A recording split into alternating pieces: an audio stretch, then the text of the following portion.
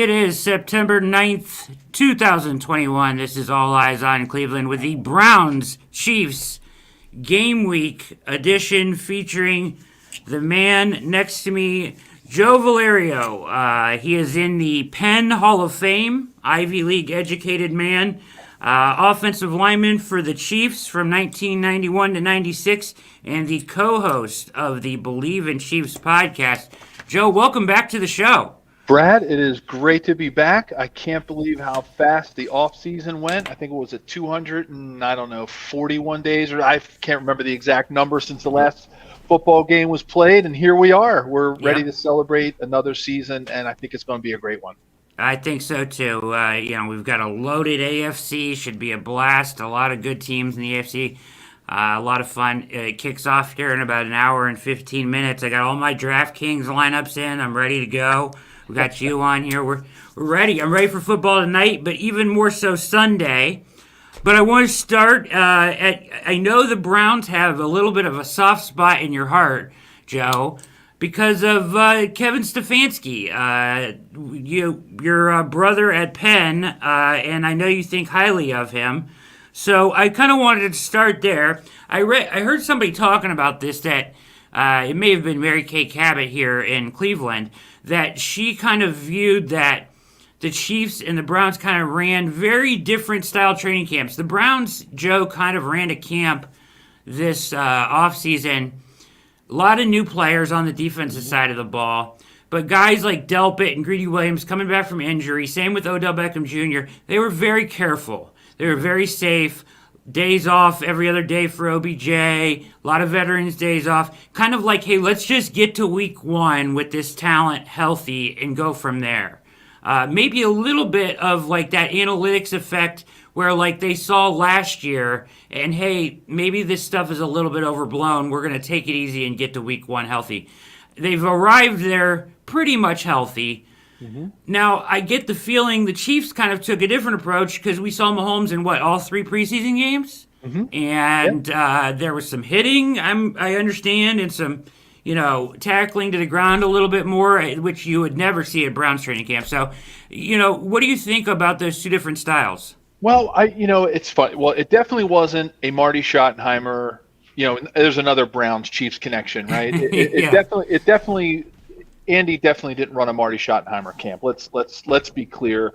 Things have changed 180 degrees from when I played in the 90s. It is camp at this point, if you talk to any of us old timers. But I think Andy did get after it a little bit, but his camps are learning camps too. Andy's not one that's going to bring in other teams, right? He's pretty opposed to that, actually. He doesn't like that. That was a Marty thing. I mean, we used to have the Saints used to roll into town, the Vikings. We would travel to the Bears, the Packers. I mean, we were up in that cheese league in Wisconsin back in the day, and Marty didn't mess around. He wanted the all-out, full contact. You were ready for the season. There was the speed of the games and the speed of camp preseason games were pretty much the same as the regular season. So I don't think Coach Reid has taken it to that extreme. I think maybe there was probably a little bit more than the Browns, but in this era of salary cap and the old 80-20 rule where 20% of your players are making 80% of the money, you can't afford injuries and you can't afford to risk it in the preseason games. You kind of almost have to treat September. I call September the new training camp. So and this is going to be a training camp for the Chiefs, especially knowing the first 4 games and 4 or 5 games on their schedule. They've got a lot of work ahead of them to start the season.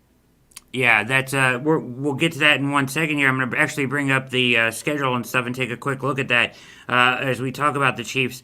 But that's interesting that you say that about Marty's camps, because I actually had I've had Metcalf Eric Metcalf and Ernest Byner on the show at the same time, and they talked the same way about Marty's camps as they had him, and they were like, "Man, we were just ready for the season to start." So. Oh my God, it was a break when the season started. I mean, we used to joke, we used to use the old adage that Marty time was Lombardi time, and Yeah. I have a funny Marty story for all your Browns fans who still have a soft spot for Marty in their hearts, and who couldn't, right? He was such an awesome Yeah. guy. I remember my first rookie year training camp in 1991, and we went 13 days in a row of full pad two-a-days, Oh. and on that sixth day was a Saturday. I asked Coach Schottenheimer, knowing that he happened to be Catholic, and I said, "Coach, are we going to get time off?" And me knowing I was a Italian Catholic kid from South Philly, I said, "Coach, are we going to get some?" And of course, the veterans put me up to this. They're like, "Go ask Coach if we're going to have off for Mass." I said, "Coach, are we going to have time to go to Mass on Sunday?" Thinking it was going to lead to maybe we'll give the guys a break. And he said, "Well, Joe, don't worry. I've got that taken care of. We're bringing in a priest at lunch, and he's going to do an express Mass." So it was like Perfect. He does. Marty did not mess around. So Ernest and he was right. Marty time was Lombardi time for sure. Yeah, that's funny. And Eric, Metcalf, he was one to hold out often, so he always talked about how he makes sure he held out when during Marty's camps. All right, let's bring this up here. Here's tonight's show. I did want to you mentioned the schedule. Take a look at the Chiefs' schedule here. Kind of a rough start, right? Browns, Baltimore, Chargers are going to be pretty good. Could be good. I don't know about the Eagles, but then you go to the Bills and Washington, who I think is probably the best team in that NFC East. Thoughts on the beginning of the schedule here? It's going to be a test. It's going to be a real test for the Chiefs to, number one, starting with this Browns game. I mean, Coach Stefanski is going to have that team prepared. Myles Garrett, is probably going to be wreaking havoc on this newly formed offensive line of all five new starters.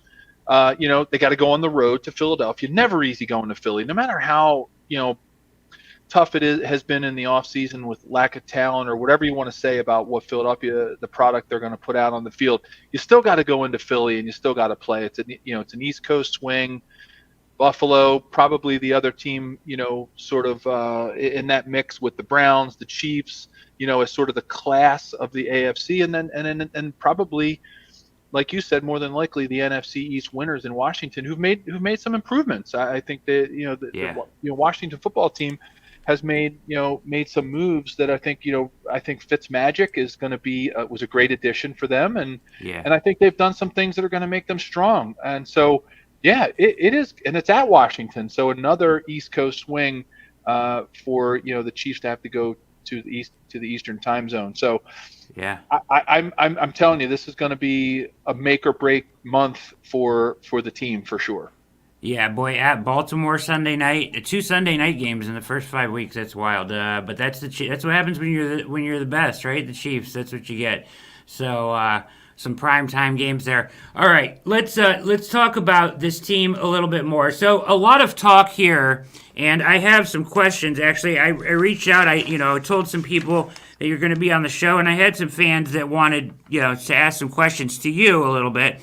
But so we'll go there first because it leads right into this. So let me get rid of this for a second. Mike, you get rid of that for me. Thank you, sir. All right. So these guys, we have a faction of Browns fans, Joe, that are Oklahoma fans, like hardcore Oklahoma fans, and they just became Browns fans with Baker. There's this faction of them. So a lot of these guys, they wanted to bring up. Well, I'll get to that in a second. Let me ask you this: one question that was presented to you: how hard is the transition from college football to pro football? And I kind of added this to you. Do you think that's changed over time, as it is now versus when you played? Man, those are great questions. Number one, just to be honest, I have a little bit of a different perspective on that transition, having come from the Ivy League, right, and playing at Penn, where I always joke I was blocking Biff McNutty from Harvard, and then I was going against Reggie White and Howie Long. Like, oh my God, like what just happened? So But I think even given that, it gives me a really interesting insight, because even the rookies that I played with, that played at the big schools, Notre Dame, Oklahoma, Penn State, right? Pick your big time football program that you like. It is still a transition, because there's an amount of speed that goes on in the game as you progress as a veteran, and everybody is an NFL player. Everybody has that same talent. It's obviously that's why you see players from certain schools. Not everybody from those schools goes to the NFL. Right. Take Alabama, for example, right? I mean, Alabama, perennial national powerhouse, national championships, the probably the most players in the NFL. But someone asked me once, could Alabama beat the worst NFL team, right? Yeah. Alabama at their best. And I would always say, I would use this example. Okay, how many players from Alabama make it in the NFL per season? And someone said, I don't know, maybe like 6 or 7 if they're lucky. I said, yeah, Mhm. well, that's 6 or 7 out of the team on Alabama. I said, guess how many players in the NFL are in the NFL? All of them. Like, yeah, so Yeah, it's not even. so even the worst NFL team, it's going to be a struggle for even the best college team, because it's the conglomeration, it's the amalgamation of all this best of the best from college. So it is a really tough transition. And it really comes down to me, speed. Most players have the size, most have some of the key fundamental athletic abilities that you need, but it really comes down to the speed that each player possesses in the NFL. And I think I know where you're going with this, and where this question is going is, what is it going to be like for this three? Because I saw the highlights on that depth chart where you had highlighted the three rookie Yeah. starters, Yeah. and what's it going to be like? It's going to be a flash. It's and it's going to be a flash for those players, because the preseason isn't going to hold a candle to what the Browns are going to throw at that group on Sunday for sure. Yeah, so the here we get to the Oklahoma faction, right? And to extend off of that question is the question was phrased, "Hey, we saw Orlando Brown and of course Creed Humphrey together at Oklahoma, and that was considered one of the meanest offensive lines in the nation at Oklahoma." Do you expect the same thing from this Kansas City offensive line eventually? Like, you expect them to be a real mean, good offensive line? I mean, I see a lot of talent on this offensive line. I think it's a huge improvement. I guess the question just kind of comes of, are they ready yet, right? Like, have they had enough time to assimilate? Well, that's going to be the big question mark, and that's the position. I've been asked. What are you going to look? Everybody wants to watch. If you're a Chiefs fan, everybody wants to watch Patrick Mahomes. There's a lot of NFL fans that like to watch Patrick Mahomes because of the things that he does. People like to see the speed of Tyreek Hill. Everybody's curious to see what Clyde Edwards-Helaire is going to do in this, what I hope is a breakout season for him.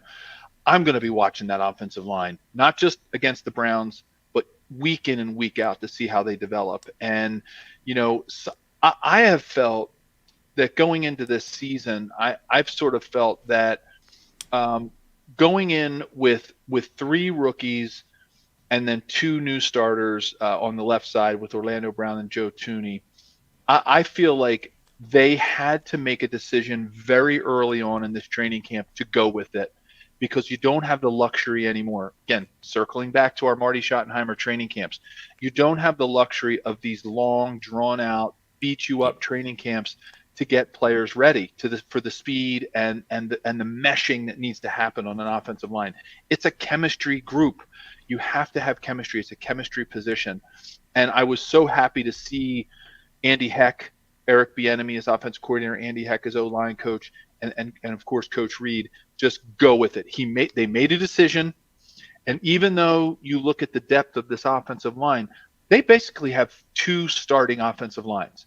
When you look at the backups, right? Remmers, Allegretti, Austin Bleav, Laurent Duvernay-Tardif, right? Obviously took this season off to do some really great work as a doctor during the COVID times, and then Andrew Wiley. All five of those backups are solid starters and Yeah. really could be starting for a lot of teams in the NFL. So the Chiefs did two things with this offensive line. Brett Veach said, I'm not letting happen what happened in the Super Bowl again for Yeah. sure. That's not going to happen. We are going to be deep.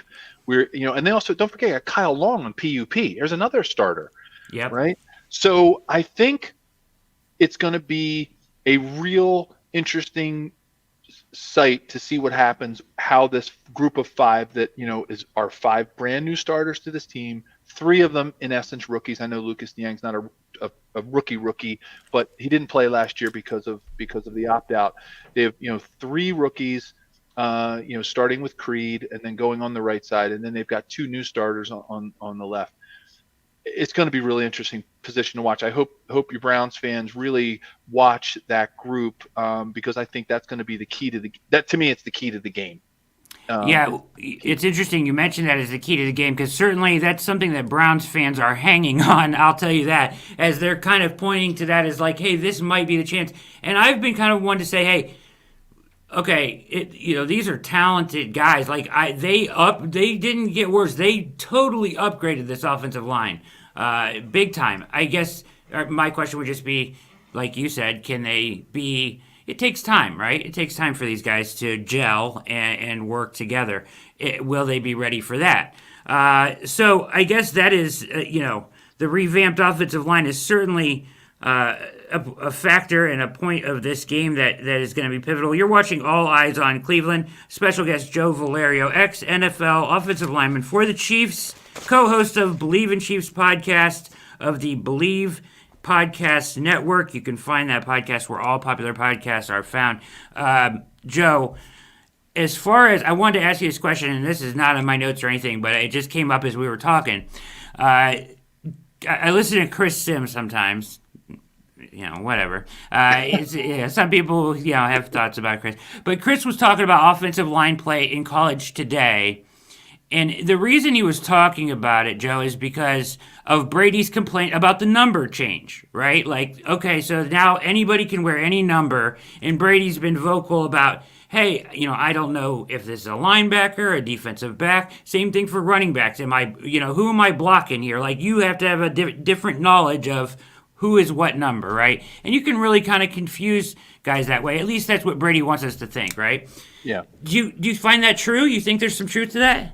I would have to say yes on, from a quarterback's perspective, right? Because you need to know and have at least a general sense of where players are going to be lining up, right? And because the players, well, number one, they're all getting so big. It's really it's really hard to tell a difference a lot of times, and I'm sure from a distance, it's hard to tell the difference between a really big linebacker. Between a linebacker and a really big defensive back. I mean, these players, they're not wearing the same types of pads that we used to, where you could tell the difference. Everybody's sleeves are rolled up. Everybody's got huge guns sticking out of their arm sleeves, and it's going to be hard, I think, for when you're trying to set a defense up and you're trying to read the defense for a Tom Brady.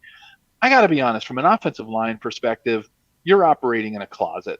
And you've got the guy in front of you, you got the guy one level back, and you pretty much can tell who you're going to be blocking and who's in your scheme. So I think it's going to be a little bit harder for quarterbacks. I think that's probably really the only position. I think because he's trying to read the defense, he's trying to get an idea of who's lined up where, who's in coverage. Who's going to be dropping in coverage. And, it's going to be interesting to see, how that all plays out for a quarterback who, listen, those guys are making split decisions in split seconds, trying to figure out, where people are going to be, their reads and their first read, their second read, and who's open and who's not. And, I do kind of maybe think Tom's probably got a point at, when it comes to being able to figure out the defense. Now, it could be a little bit of a guessing game for the offensive line when they're trying to call out the blocking scheme. Protections. The protections. So when you watch the offensive line, you usually see the centers. He's pointing to somebody, right? Especially in pass downs. He's pointing to somebody. He's calling out. And what he's basically telling the quarterback is that's the player that we're sliding to. Right. Okay. So if there's four defensive linemen, we'll make it an easy set. Let's say it's a straight 4-3, defense, right? You've got your four your 4 down linemen and your middle linebacker, and then you got your 2 outside linebackers and your 4 defensive backs. Make it easy. If that linebacker offsets to one side or the other, let's call him number 52. He's the Mike linebacker lined up in the middle. The center's going to say 52, 52. That's our guy. So that's our 5-on-5. That's what the center is telling the quarterback. So Okay. when you watch a center point at a linebacker, or you see a quarterback point at a linebacker, they're telling the line, or the line is telling the quarterback, that's the way that we're sliding, and that's where we're obviously going to go 4-on-4 on the defensive lineman, and we're going to slide to that linebacker, and then everybody else after that either belongs to a running back, or that's a hot. If you don't have any running backs in the backfield, if you got multiple wide receiver sets, then that's the hot guy, right? So the quarterback knows that if you call out 52 as the center and 55 is lined up way outside and he comes, well, that's the quarterback's man. So it is going to, I think that's the one part of the offensive line play that's going to screw up a little bit, because you're not going to really know who's going to be faking blitz, who's going to be rushing. When you were looking at 3 guys or 4 guys number 90, you knew they were all rushing, right? Or 70s or whatever, if they're playing defensive tackle or something. Yeah. So maybe Tom's got a little something going on there, but I got to be honest. For the majority of the game, I don't think the offensive line. It's not going to matter. It's not going to matter to the guys up front. Yeah, because the counterpoint would be, we'll look at college football, and what Sims was saying was, well, protections in college football are so simple compared to the NFL.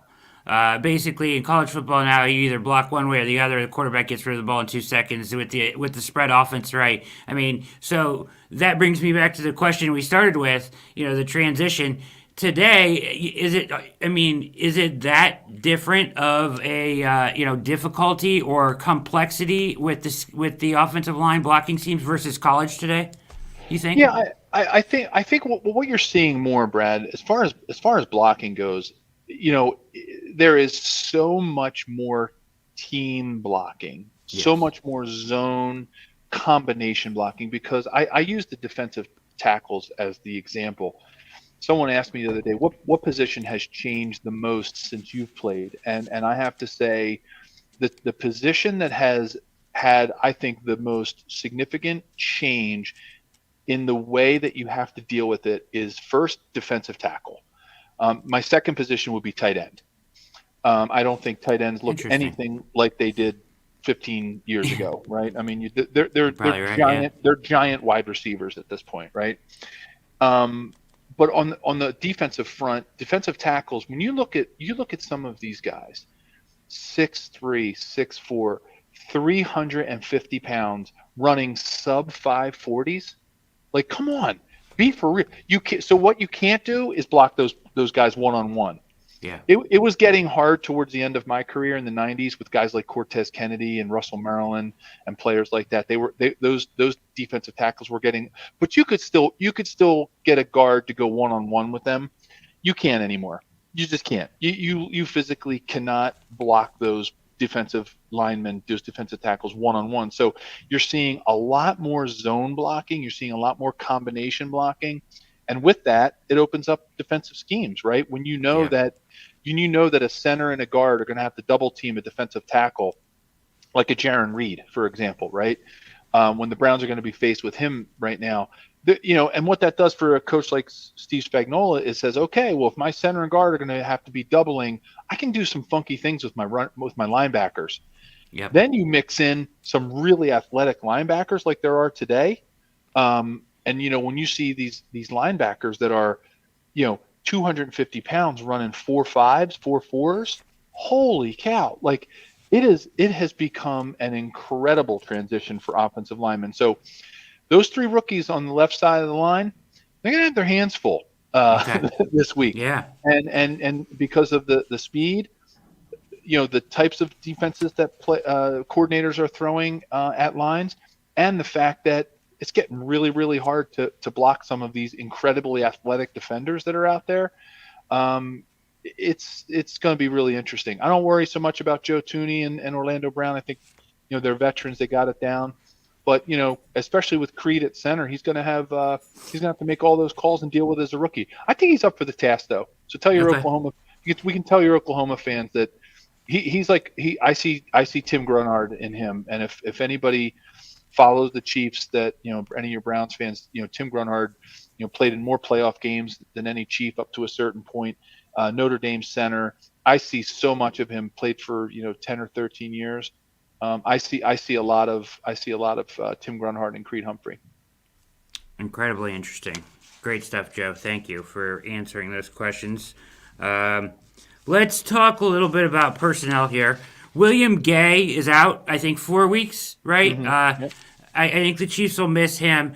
But Tyrann Mathieu we're not sure, right? So let me bring this up here. See if I can navigate this. But yeah, Tyrann Mathieu, we're not sure at this point. But I thought this was interesting today. This was just, a couple hours ago this came out. And that picture's courtesy of Clutch Points. But, here's Tom Pelissero. And he had the report that, he needs the 2 negative tests. Deadline to activate him is 4 p.m. Saturday.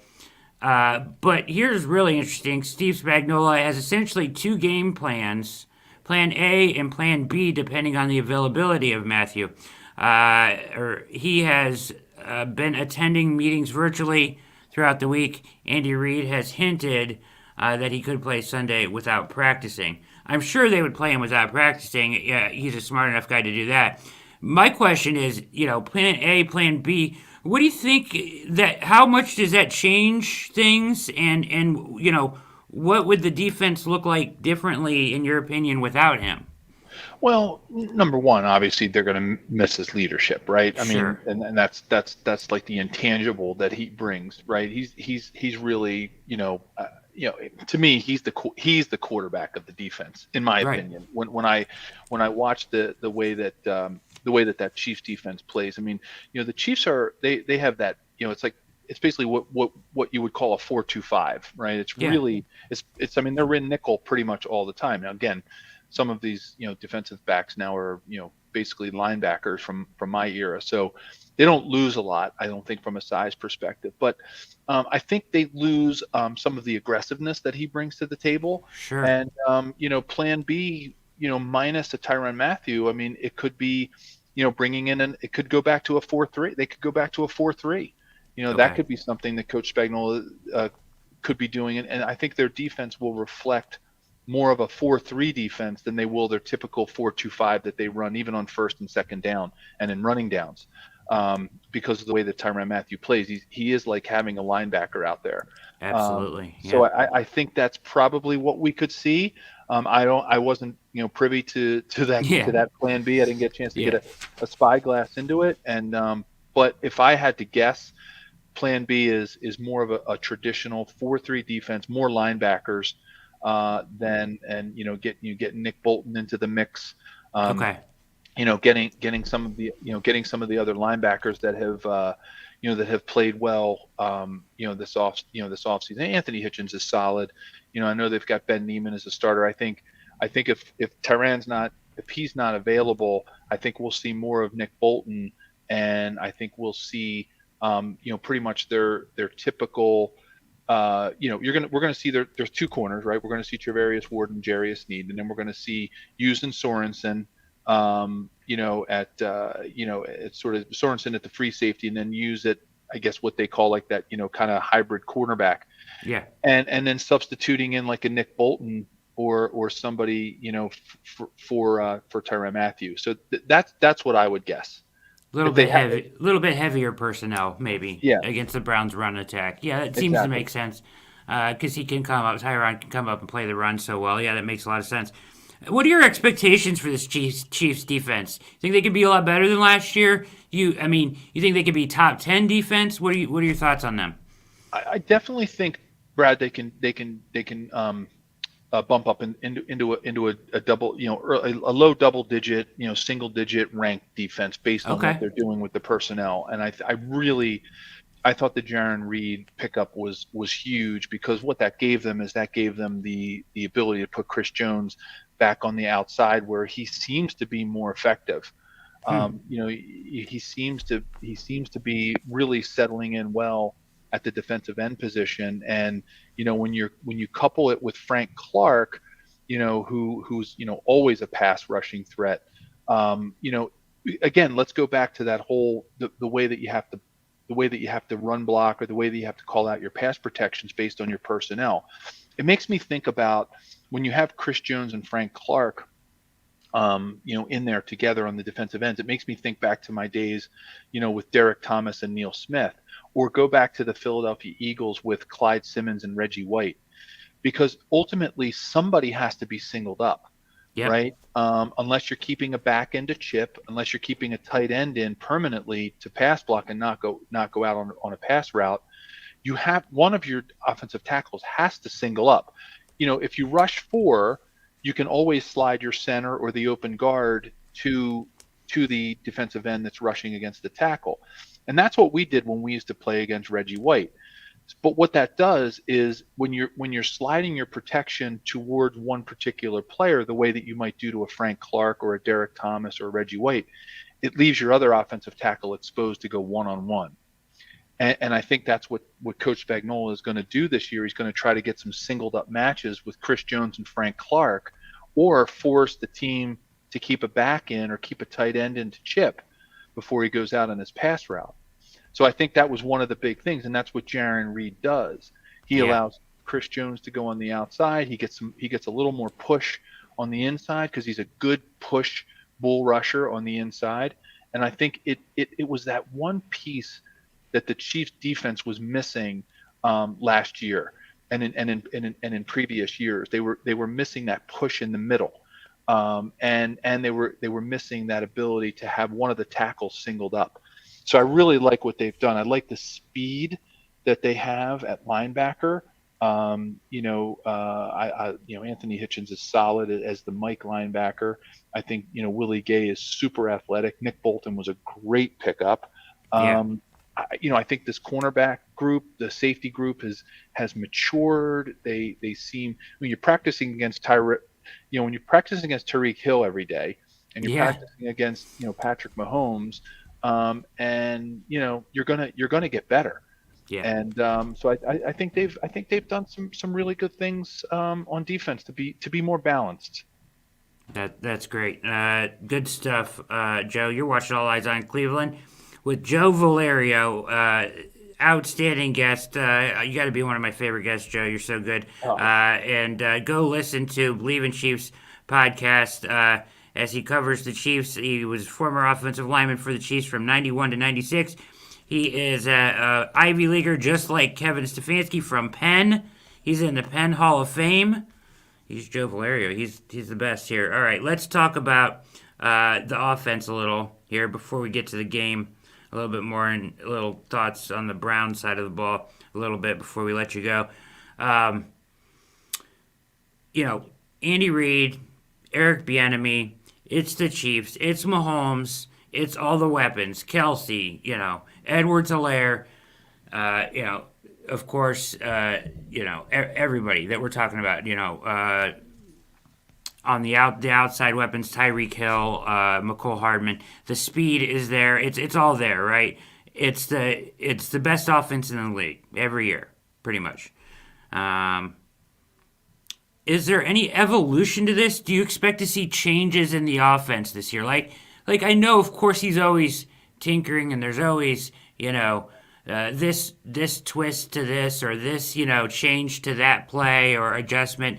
Do you see any wholesale approach changes with the Chiefs offense? I think two things. I think Okay. what they're going to try to do. Here's a crazy thing, and I don't want to call it a conspiracy theory, but I'm trying to think of what Eric Bieniemy and Andy have up their sleeves, and I think the fact that they kept four tight ends was a sign that we're going to see more from the Chiefs with bigger receivers out there, because I've always felt that was the one thing that the Chiefs were missing. I go back to some of my players I used to like to watch: Herman Moore, Terrell Owens, Randy Moss, right? Big, tall, physical receivers that you can throw the fades to, you can throw the back shoulder to, that can go up against linebackers, one on one physically with them. So Yeah. I think what we're going to see, Brad, is I think we're going to see more of Travis Kelce, Blake Bell, Noah Gray, and even Jody Fortson, who had a fantastic training camp. I think you're going to see some bigger sets out of this team. Granted, their whole, the whole thing behind the playbook with Eric Bieniemy is, the Legion of Zoom, right? It's a Mm-hmm. fast, quick passing game with lots of speed, where they take advantage not only of the vertical, but I think what Eric Bieniemy does with the playbook better than anybody is he uses speed horizontally. No You question. know, it's, you'd think, oh well, with Tariq Hill and McCole Hartman, these fast, incredibly, we're going to miss Sammy Watkins from that speed perspective, but usually you're used to seeing those guys go straight down the field on jet routes and clearing out and all that stuff. What Eric Bieniemy does is he uses all that speed horizontally across the field, which is really cool. So I think what we're going to see is a combination of that, along with getting these big physical tight ends, right? Noah Gray, draft pick this year out of Duke. He's a guy that looks a lot like Travis Kelce. It's almost like you get them mixed up when you see them out on the field together. Yeah. And I think we're going to see more of that, where to see if they can sort of get into kind of like a bully passing game, right, where they can just bully, the defensive backs, the corners, put pressure on the linebackers to drop, and that's my one thought. And then I Is it think like you think more 12, more 21 personnel looks and stuff like that? You think more two yeah, tight ends on the field? oh, I think I don't, I'm going to go out, really out on a limb and say this. I think there might be times when you might see three of them out there. Okay. I think you might end up seeing these three tight end sets, where they might go double tight ends with another tight end and then a receiver. Because don't forget, you always got Clyde Edwards coming out, Edwards-Helaire coming out of the Yeah. backfield too. So I think it gives them more depth to what they're doing. Definitely, Brad, I totally agree with you. Definitely more two tight end sets. I wouldn't be surprised if we see some three tight ends out there just to get that big, especially down in the red zone, where Yeah. speed, because down in the red zone, speed gets negated a little bit. Yeah. You You get yeah. know, you lose a little bit, and that's why, like, Randy Moss was so. There's a reason why there's a "You Got Mossed" thing on a Yeah. segment on ESPN, right? Because down in the red zone, you have to have that, right? You have to have those big back shoulder throws. You got to have those go up and grab a ball at its highest point throws with your 6'4", 6'5" receivers, and I think that's what this tight end crew does for Andy and Eric. I think it gives them more of that in the red zone, especially. So, and then I think the second part is going to be what they do with Clyde Edwards-Helaire. This is I don't want to say it's a make or break year for him. I mean, Yeah. look, he's really established himself as a great NFL player, and he had a great career at LSU. But I do think that this is a big year for him, and I think Eric Bieniemy has big things in store for Clyde this year, and I think the Browns, defense should be ready for that, right? They should be ready for some big tight end sets, and they should be ready for Clyde Edwards-Helaire being used in some, sort of non-traditional ways. Interesting. Yeah, and Andy Reid, he's gonna and Eric Bieniemy, they're gonna find a way to stress the defense somehow, some way, vertically, horizontally with Hilaire. So that's really interesting, and it makes sense too because when you look at their wide receivers, they're not traditionally big because they're so fast. You got Hill and Hardman. So when you got Kelsey, you can almost treat him like a third wide receiver, put a couple tight ends on the field, and then you're really big, and you can go to Kelsey up in the red zone. It makes a lot of sense actually. So really good, Joe. Thank you for that. Let's talk about it. It's gonna be 4:25 Sunday, 90 degrees. I saw like it's gonna be a hot one. It sounds like, which is perfect, right? I think that the Browns are returning their entire offense. They got everybody back, and it's the first year that Mayfield has any kind of continuity. And so him and Stefanski spending a lot of this whole offseason together, I think, is going to be huge for Mayfield.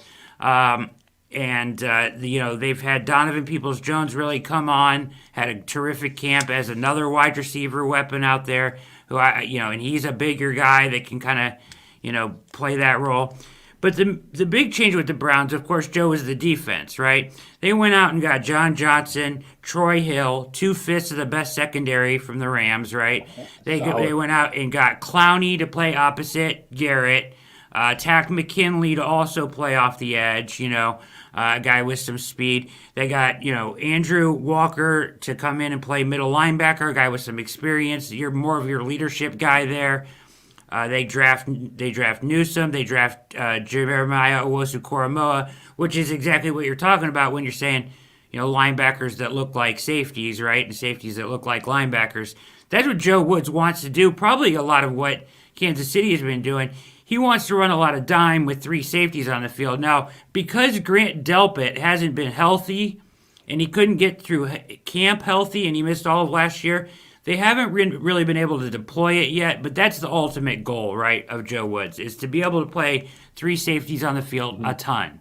Because they really like Ronnie Harrison back there, they love John Johnson back there, and they really love Grant Delpit, but Delpit hasn't been healthy. They've added a lot of speed and a lot of talent to that defense. Here's the problem, Joe. Same thing with the KC offensive line. None of them have played together yet because of the way the camp was. You either got the offensive line for a week together, or the defensive line together for a week. You got the safeties together for a week. Hamstrings, injuries, all the soft tissue injuries that come with training camp. Guys are on the bikes. They never really have had a chance to work together a whole lot. Mm-hmm. And you got one rookie corner on one side, and he's been terrific so far, Newsome. And you got, Denzel Ward on the other side, who's great. But, they just haven't had time. Like I think the Chiefs' offensive line is going to be good. I think the Browns' defense is going to be very good with these talent. But they just haven't had time to gel yet. You know what I mean, Joe? Yeah, I hear you. I hear you, Brett. I do have to say that from a defensive perspective, and I'm not saying this because it's easier to play defense, but I do think to make the Browns fans feel better about what's happening, I don't think the defense needs as much of the gelling that an offense might. I think there's a lot less timing issues on defense, especially up front. Those guys, Myles Garrett and Jadeveon Clowney. I mean, they're going to pin their ears back and they're going to get after Patrick Mahomes, right? They're going to try to take advantage of this younger. They are mostly younger, 3 rookies, but inexperienced playing together offensive line, where you do need to learn how to pass off stunts. You do need to learn how to get your hips together on zone blocks and work your way up to the next level and have more chemistry, more teamwork, more timing. I have a feeling that this defense is going to gel really fast based on everything that you said, and the fact that in defense, in not taking anything away from the defense, because I think individually every position is probably harder to play than on offense when you look at them individually. But I don't think they're going to need as much time as like a Chiefs offense might need. So I think Browns fans should be excited about the moves they made and the fact that whether they played together or not in the offseason or the preseason or whatever, I think this defense is going to be rocking come Sunday, and that's my biggest concern is watching this defense against the Chiefs offense. Not that I'm not going to love watching the Chiefs defense against Baker and Nick Chubb and crew, but I'm really going to be excited when the Chiefs offense is out on the field, seeing what this Browns defense can do, and vice versa. And seeing how this Browns defense can handle it and whether they can come together or not, because I think that's where the game is going to be won. The game is going to be won by what the Browns defense does to the Chiefs offense. Not taking anything away from Nick Chubb and Baker, not taking anything away from the Chiefs defense, but I think the game is going to be won with those 2 units battling it out. I think you're right. That's what I'm really excited about watching. Yeah, and it's really interesting. You would think going into this game, a lot of people that from the outside that don't know the Chiefs well and don't know the Browns well are going to say, Oh, offense. We can't wait to watch the offenses. But really, probably Chiefs fans and Browns fans are both really anxious to watch their defenses play. It's interesting. So, I mean, at least that's how we feel in Cleveland. So, Yeah, uh, definitely. so it should be an interesting game. You got a score prediction for me? You got to wait. I got to put you on the spot here, Joe. I Yeah, know well, it's number one, I do have to say that Odell Beckham is on my fantasy team, so okay. I just, he's got. I'm going to call Coach Stefanski and tell him, I'm Targets. going to use my pen connection, and let him know that Odell's got to play. He's got to, he's got to take this questionable tag off, and he's Yeah. got to play because I'm banking on him for some serious fantasy points. But I fully support that call. By the yeah, there way, you go go. ahead. Thank you. I'll definitely see if Coach Stefanski takes it, quicker to Quaker. But look, and I'm not making this about being a homer because of my relationship with the Chiefs and covering the Chiefs, but I do think they're going to win. I do think it's a home game for the Chiefs. Andy Reid is amazing when he has time. Yep. Patrick Mahomes is 10-0 in September, and look, that past is past. It's any given Sunday, anything can happen. I think it's going to be a very, very close game. I was thinking earlier in the week that the Chiefs are going to probably score about 31, and I think the Browns are going to score somewhere between 23 to 28 points. And I think it's going to be a great game, and I think the Browns are going to, I have a really sinking feeling the Browns are going to cover the spread. For any of your folks that are listeners that are thinking about lines, I absolutely think the Browns are going to cover. Yeah. I just don't. It just depends on how that Chiefs offensive line plays, and depends on Patrick Mahomes stays healthy and can be as sharp as he was in the last preseason game. And I think that's what it's going to come down to. I think it's going to be, if I had to make a guess for you right now, I'd say it's going to be 31-28, and I think the Chiefs are going to pull it out, and the Browns are going to score, get it close at the end. It'll be 31-21. They'll score a touchdown, 31-28, and then maybe the Chiefs might either run out the clock or trying to get back in the happen. game. Yeah. And again, listen. Any given Sunday, I think the Browns team is absolutely capable of beating this Chiefs team.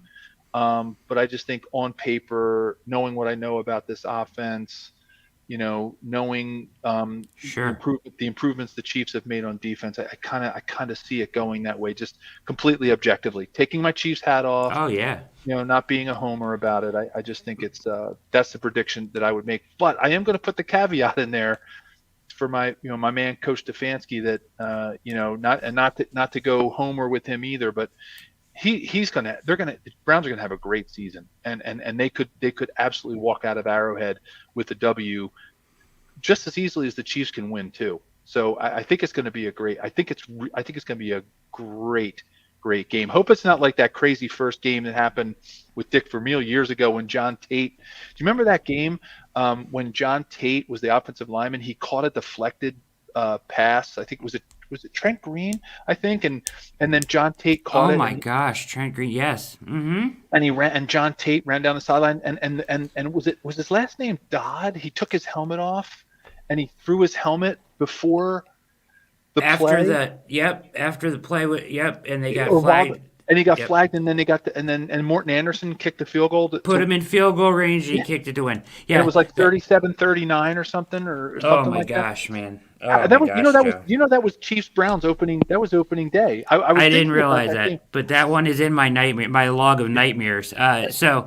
The Browns found a lot of different ways to lose games, and that one was up there, for the past 20 years, Joe. That one is up there towards the top. You have it won, and the guy, they had the, oh, man. He throws his helmet, on an offensive lineman catching a deflected pass, which was crazy. So and hopefully it's not he as crazy. threw it up in the air to celebrate. Like he was celebrating, we won. That's all he was doing. Yeah, crazy. Run out the kicker. Yep. Exactly. Yeah, that one of those. There's a lot. I mean, they found a lot of ways to lose games, but that was one of the worst for sure. I do remember that vividly now that you remind me of that. I did not remember that it was opening day. So I agree with you, Joe. I mean, I think the Chiefs have a lot of advantages here, and a lot of people have kind of said, "Oh, they didn't do Browns any favors with playing the Chiefs week one." I totally disagree. I think if you want to play the Chiefs this season, playing them week 1 is ideal because if you're going to play them again, it's going to be in the playoffs, and you're a completely different team by then, right? Like, so, if you play them like week 11 and then play them again in the playoffs, there's some kind of advantage to be had there on, hey, we can see this. But if they face each other again in December, right, or in January or whatever, the Browns and the Chiefs are both going to be completely different teams by that point. So yeah, totally. I totally agree. I think playing them week 1 and you're the underdog on the road, if you lose and play well, okay, great. We play Houston next week at home. So I'm okay with it. I'm really comfortable with a week 1 against them, and I think it'll be a lot of fun. Think about it though, Brad. I mean, they're going against an inexperienced offensive line with the Browns defensive line that's revamped and reloading. I mean, God, you're right. If this is the week that you want to play Kansas City, this is the week. Taking out all the stuff about Patrick being 10-0 in September and Andy Reid being fantastic, with time preparation, and preparation. But hey, if there is a week you want to play this team, this is the week, right? While everybody's still getting their sea legs under them. So that's why I say this game could go either way, depending on who shows up. There it is, right there. It is, right at the bottom of the screen. The Dwayne Rudd play. It was Dwayne Rudd. Rudd. That was the Dwayne Rudd. Yep. Oh yeah, that was Check that one out on YouTube for 40-39. Was that the final? I don't know. That was the final. Yeah, it was 39-37 when Morton Anderson came out and kicked the field goal.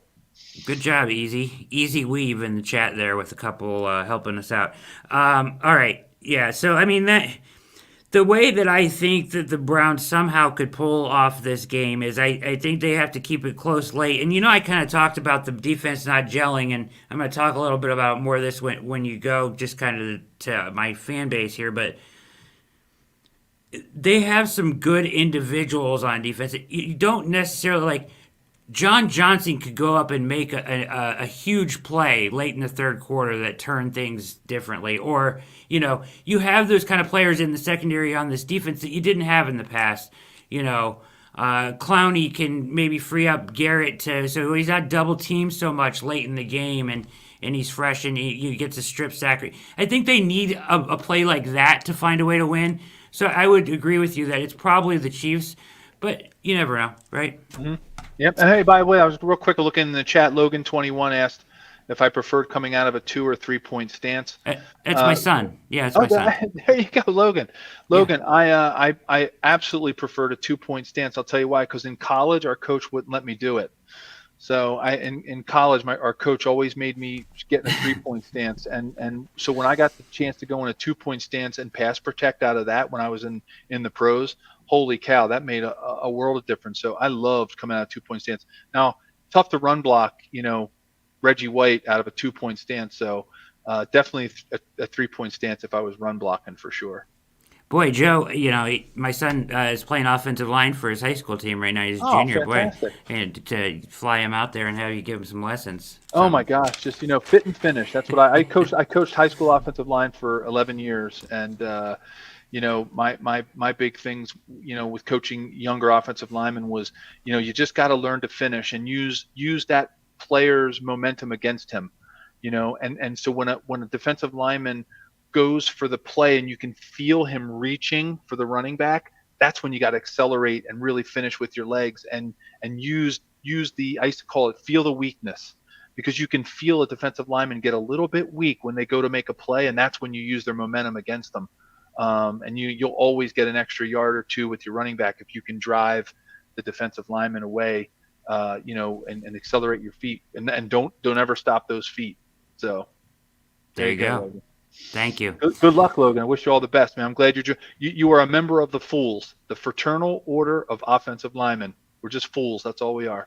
There you go. Beautiful. I love it. Joe, you are the best, man. I cannot thank you enough for your time. I'm going to let you go. It's almost 8 o'clock. This NFL season is almost underway. Let's go watch some good football tonight. Watch some even better football on Sunday. Joe, you're the best. Thank you so much. I'm going to have you back again. Hopefully we meet up again at the end of the year, and we'll get you on then. If not, I'll probably have you on anyways because you're anytime, so great. Brad. I love it. Good. Hey, good luck to all you Browns fans out there. Wish you a great season. Coach Stefanski is the man. He's a great Great person. I know they just profiled him in our college magazine. I just got it in the mail today. He is a great human being. You're so lucky to have him, and I love him, and I wish the Browns and the fans all the best. Hope you guys have a great season. Thank you so much, Joe. You're the best. See you, Brad. All right, bye now.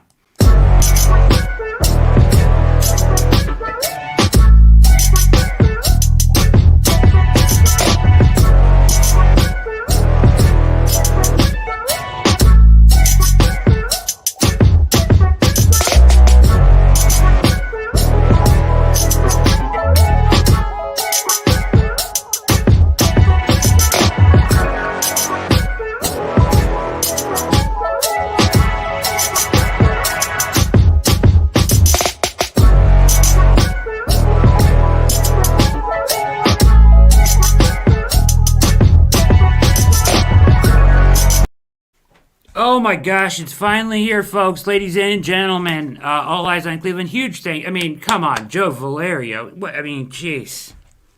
Doesn't get any better than that. And, he loves Stefanski, Penn grad, Ivy League, our front office. I mean, he's got a soft spot for the Browns because of Stefanski. But, man, Joe is the best, huh? He is a terrific gift. He was on before the divisional round game last year. He has a podcast, Bleav in Chiefs podcast. Obviously, he was offensive lineman for then. He's in the Penn Hall of Fame.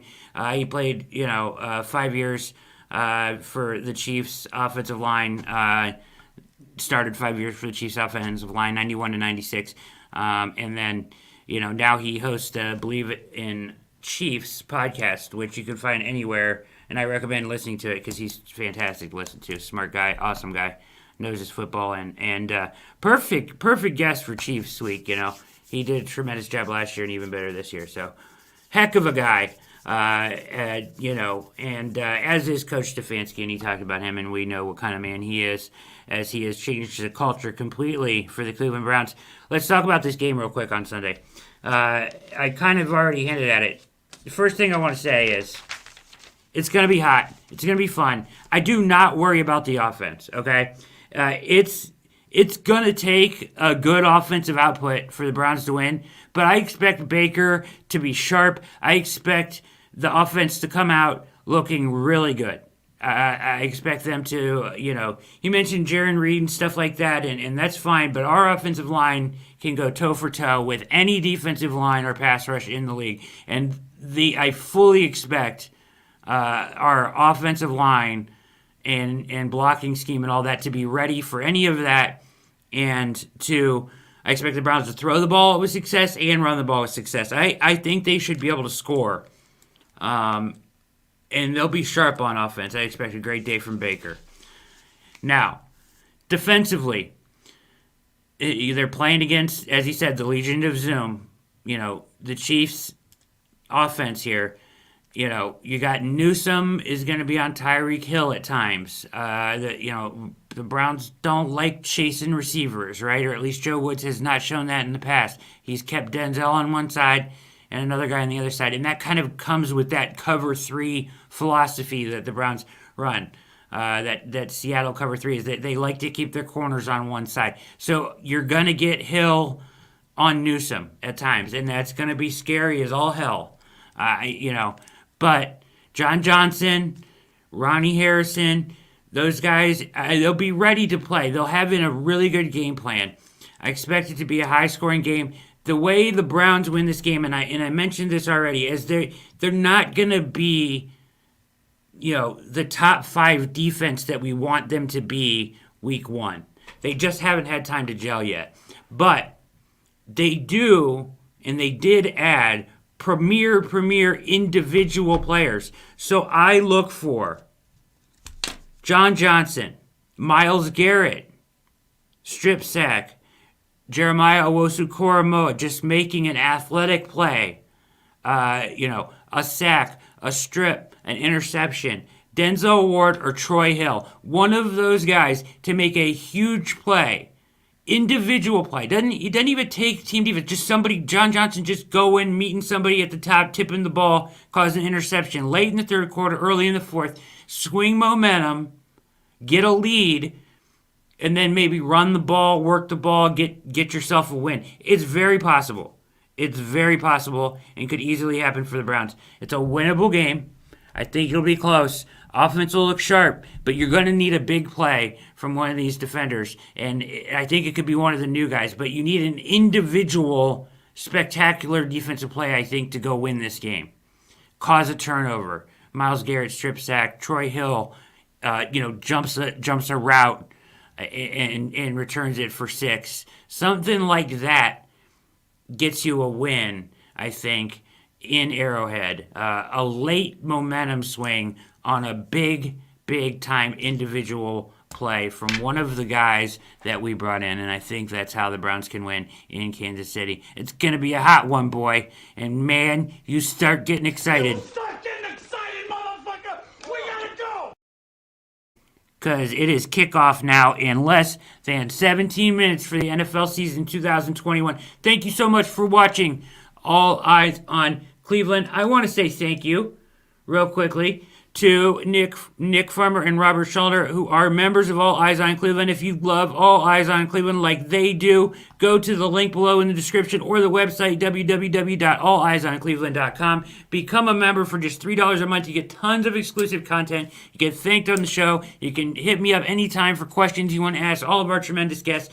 It's awesome. It's cool. Do it if you like us and you want to support the cause. We appreciate it. We're growing. We're up over 1,600 subscribers. Hit the subscribe button. Hit the notification bell so you know when we're coming on the air. We're knocking out 2-3 shows a week, even more podcasts than that, and articles every week at thebrownswire.com that I'm writing for USA Today. You get, first dibs at all of that stuff. And personally thanking you on the show. I'm fired up. It's going to be fun. It's going to be a special year for the Browns, ladies and gentlemen. And I hope you're with me here every step of the ride. And with that, I think we're going to get out of here, man. The Browns are going to do it. Football's kicking off tonight. Sir, all eyes on Cleveland. We here. Yeah. We here, says Troy Hill. It's time. It's been a long time coming. Go Brownies, baby. Get that win on Sunday. Kick off the special year in a special way. My name is Brad Ward. Big thanks again to Joe Valerio of Bleav in Chiefs podcast, and of course the Bleav in podcast family for hooking him up on that interview. He is fantastic. And Mikey on the ones and twos behind the virtual glass doing the damn thing as usual. And with that, we are out. Go Browns, baby. Let's go. Want to know.